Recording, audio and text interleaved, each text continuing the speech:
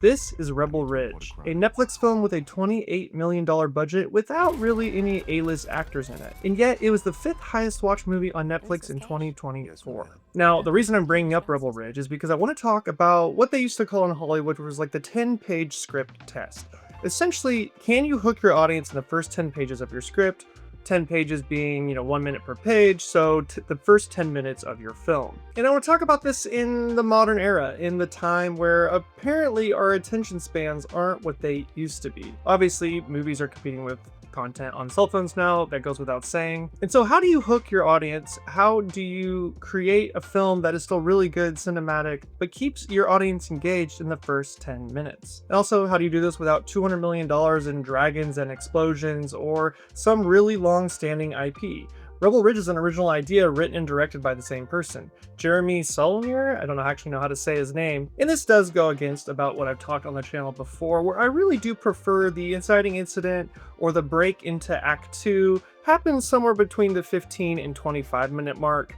That's just kind of how old movies were done, and that's just maybe the structure that I like. But when talking about the modern time and competing with the audience's attention now, I wanted to show you a film that really gets it done in the first 10 minutes. Honestly, it really gets it done in the first 5 minutes, but we'll talk more about that in a second. So let's actually just watch the first 10 minutes together, and I'll stop here and there and talk about why I think this opening scene really works to sell the movie and keep your audience's attention. First thing first, quick credits. We're not doing a bunch of vanity credits here. You're not getting a bunch of A-list stars put on the screen to waste time. We're getting right into the first shot.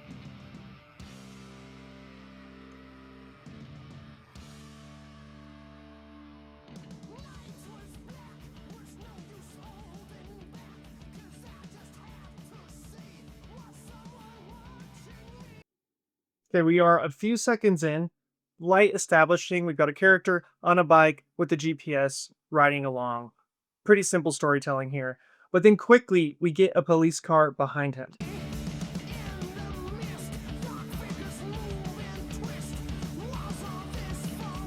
Police is acting erratic, back and forth, knocking him off his bike. So we've got a character. He's on a bike, which means he's vulnerable. He doesn't have a car. He doesn't have a more protective mode of transportation. And then a cop, of all things, knocks him off. I feel like this is a pretty intriguing way to start anything. Now, it's not too big or too over the top or anything too special, but it quickly tells you what's going on. We already have conflict. We are at the 42-second mark, including the credits, the opening credits here, and we already have conflict with the main character. Assuming he's the main character because the first shot of the film is him. So you could assume that this film is going to be about this person. On the ground. Wait, hold on. Get You on your hit me. face. Get on your fucking face Okay, now. okay. Stay on your You belly. tell me what's going on. I'm realizing now that I Stay on can't your hear it. Let me belly. put my headphones on. 108, 1026. Pursuit terminated on Coleman Road, south side of Burton Creek Bridge. Possible 1052. Pursuit. I never even saw you, officer. I would have stopped. Arms out. Arms out like a fucking airplane. What's the deal, Ev? Flagging this? No. Picked him up crossing 13. Lit him up. He tore ass. If you're saying I fled, that's bullshit. I couldn't hear. I was behind you 2 miles. Ran code the whole time. You tase him? Nope. It's not too late. You want to get tased? No, sir. I'd just like to know what I did. That's your bike? Yes, sir. We got a report of a stolen bike. Really, can I? So, some good screenwriting advice is that your first scene should be a microcosm of the rest of the movie. Can you turn your first scene essentially into a short film that conveys the same protagonist, antagonist, conflict, and potentially even the theme and the goal of the film all within the first scene or first few minutes of your movie? We are quickly learning here it's this man versus the cops, right? It's our protagonist versus the antagonist, which is the cops. The cops are already outnumbering him. They've got more equipment than him. They're already talking about tasing him. They don't know anything about this person, and yet they're already going into that, right? So we're 1 minute and 32 seconds in, and we've already learned all this information. The cops here, maybe crooked, maybe up to no good. This person is a vulnerable person that doesn't seem to have done much wrong, other than maybe there's a confusion here. We already have stakes. We already have tension. We already have conflict, and we already learned so much right here. in this one little scene. And we're only in a minute 34 seconds in. There's going to be a lot more here in the scene that we're going to watch in a second. Really, can I see it? You got a mouth on you. All right, I tried to pull you over, and you fled. Now, come on, get up. All right, I put my hands in your pockets, so I'm not gonna get stuck now, am I? No. I'm here.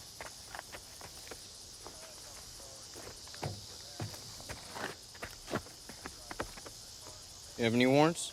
No. But I'm gonna check your backpack for any weapons. You can't do that. I can if it's in your immediate control. So take it off. Have to uncuff you. I wouldn't be safe.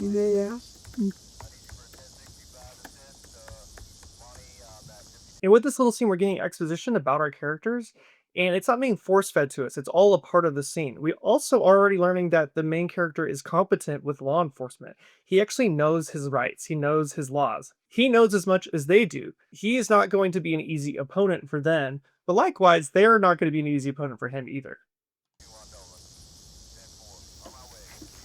Only 2 minutes in. No hits.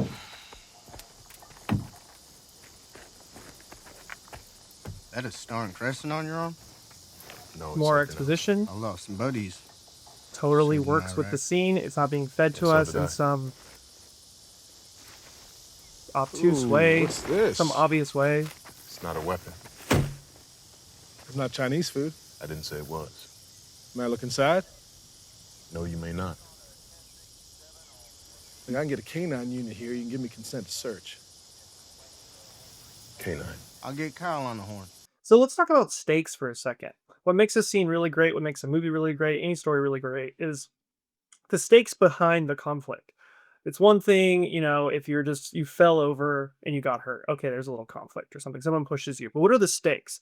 Maybe you falling over, maybe the character has something wrong with their body. If they fall over, they might actually die. This is just an example, but the stakes matter. So this scene is ramping up the stakes pretty much every few seconds. Just a person on a bike. Oh, now there's cops. Oh, now there's 2 cops. Oh, there might be a taser involved. The stakes keep ramping up, one after the other. Oh, now he actually has something in his bag that the cops kind of want. Now they're introducing a canine to the mix. Like, this is constant conflict. It's constant evolving and compounding conflict, only not even 3 minutes into the first scene. Now, it's not some big over-the-top scene. There's not explosions or not anything that has like those kind of obvious external stakes. This is a little bit more just general conflict, and it's also very relatable. It's anyone could be in the situation, right? Anyone could be pulled over and deal with cops like this, at least in the United States.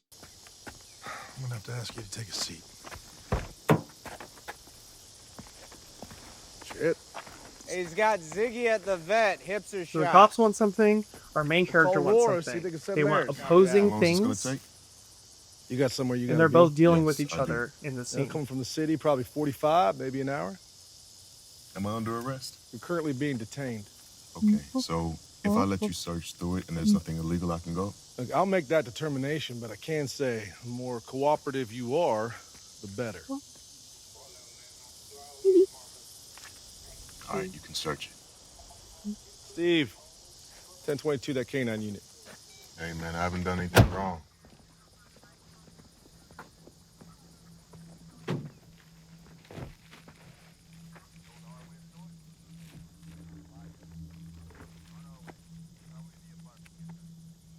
We're 3 minutes and 50 seconds in. Stakes just ramped way up. Cops have now found that he was carrying a bunch of money. This creates mystery. This creates intrigue. Maybe he was doing something wrong. He just admitted that he wasn't doing anything wrong, but maybe he was. But the money adds more stakes. Adding $30,000 to the mix definitely changes the dynamic even more and ramps it up more.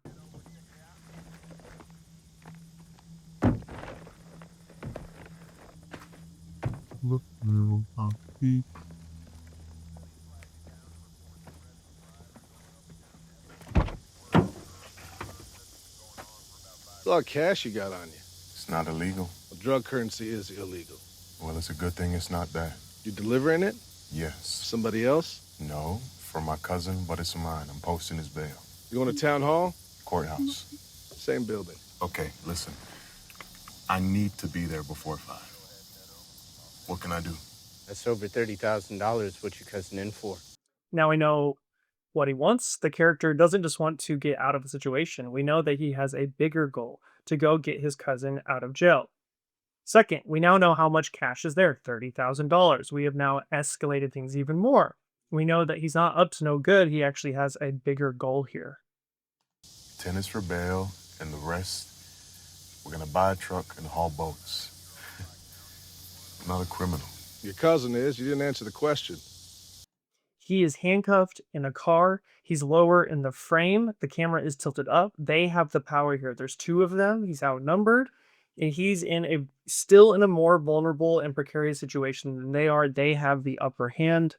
What's he in for? Possession. But it was just weed, and he doesn't sell, so.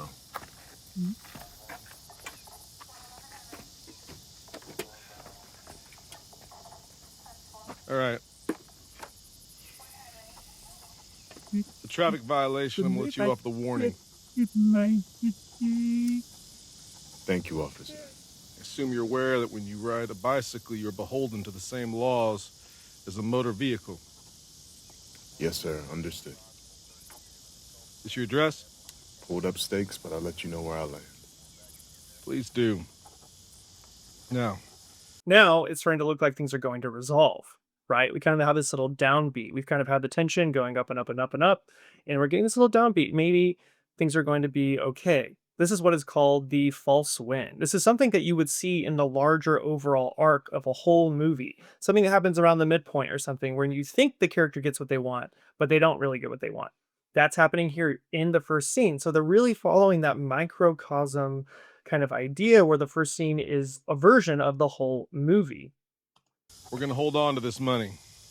We've concluded from our investigation that this is drug currency. But no, Or I have you on felony evasion and conspiracy. conspiracy.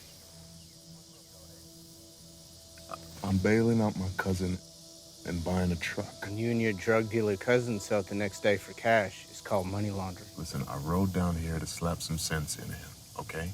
The cash is legit. I sold my car, and I cashed out my steak in a restaurant. What restaurant? Can Long Chinese Percyville. I know that spot. Decent dim sum. Okay, so that's where the bag's from. You can ask him. All right. We might touch base. In the meantime, you're gonna get some paperwork in the next 30 days. My cousin doesn't have 30 days. I need to get it You out need now. to listen. You're gonna get a letter. The scene has also created a ticking clock, a time bomb, if you will. We now have someplace to be that day by 5 o'clock with the 30 grand, and now they're in the way of that main goal. This sets up the whole movie. You now know what the main goal of the whole movie is: get his cousin out of jail, get his $30,000, potentially whatever he needs to get his cousin out of jail. And really, he has to do it in a pretty quick time manner here, all creating more tension for the scene. Reminding you that we're still in the first scene of this movie. The mail saying you're being sued for this money because we believe it's drug money. Now, if you answer the charges and you fight for this money, This can't be legal. well, then I'm gonna come after you with an arrest warrant and put you in jail. Now, if you choose not to answer the civil, They're still affirming that he is competent with what's going on. This isn't just someone that got pulled off the street, doesn't know what's going on. He is competent. He knows his laws. He's going to be a good opponent to these antagonists, if you want to call them that, these villains of the story. This isn't going to be an easy fight, and we're learning that very early on in the movie.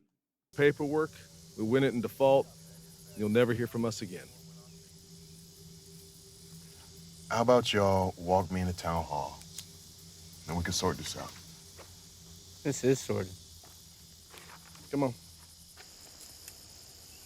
Now, you're pretty banged up. You need us to call you an ambulance? One last try at reason. He's clearly a reasonable person. He's really just trying to negotiate and make it happen without any major conflict. The cops are not really allowing that. Really telling us who the cops are as well, what they're willing to do, and how they operate. No.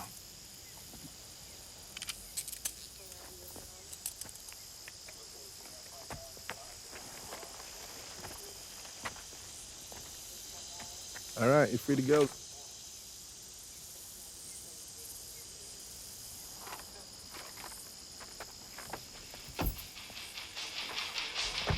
Okay, that's essentially the end of the scene. 7 minutes and 14 seconds in. If you remove the credits, the title card, etc., that takes out 12 minutes. So 7 minutes not only did we meet the 10-page test, we're only 7 minutes in. And for me, I'm completely hooked. I've actually watched this movie like 3 or 4 times because I think that it's really just like a masterclass in storytelling. And there's a reason that a movie like this that has no major big name actors in it. Yes, it has a few actors that you might recognize in it, but nothing like A-listers that you would see in maybe a $200 million Netflix movie like, I don't know, Red Notice or something like that. Red Notice opening with crazy drone shots, cars pulling in, all this action, and they don't even get this much exposition and tension in the first like 15 minutes of that movie. There's like an action scene, but it doesn't really mean anything. Whereas this one has internal stakes. Right here, just 3 people talking on the side of the road. But yet, it's still the 5th highest watched movie in 2024 on Netflix, and I'm guessing that's because of how it could hook the audience in the first 7 minutes. So remember, it's not just that your audience has a short attention span, it's what you're doing with that time. No editing trick is going to save this. If you just know how to tell an engaging story, well, then people will stick around. So a quick recap of the lessons here. Try to make your first scene have conflict. How can it have exposition in it that means something to the scene and also to the whole movie, isn't just fed to you? Can we learn about our characters? Can we learn about their beliefs? Can we learn about how they act in certain situations? Then we can learn the stakes of the movie. And then try to make it a microcosm. Make it basically be the whole movie, but just in your first 10 pages. So the audience knows what they're getting set up for the rest of the movie. They know they're going to go on a bigger version of that same ride. And keep raising those stakes. Keep giving more obstacles for the character to overcome. For this movie, I kind of call it like competency porn because it's really fun to watch him and how he tries to outsmart the cops the rest of the movie. That's kind of the fun of the movie, is how is he going to best the cops and get what he needs. If you haven't watched the movie, I highly recommend that you go watch it now. So I'm going to say bye here, but before we go, I do want to thank the sponsor of this video, which is Squarespace. Squarespace is an all-in-one platform to present your work online. Start a completely personalized website with design intelligence from Squarespace. Design intelligence empowers anyone to build a beautiful, bespoke digital identity to use across your entire online presence. Maybe you want to start an online store to sell your photography or other products. Squarespace has the built-in functionality to get one of those up and running quickly. I've actually been using Squarespace to run my online stores for almost a decade now. And of course, if you're like me, you're probably looking to build a portfolio, which Squarespace has tons of features for that very thing. You can even create private galleries for client work using these tools. As you acquire work through your website, you can now collect payments using branded invoices, manage client info, feedback, and payment activity all in one place. So if you're looking for a home for your work, you can do that with Squarespace. Click the link in the description to get 10% off, and I want to thank Squarespace for sponsoring this video.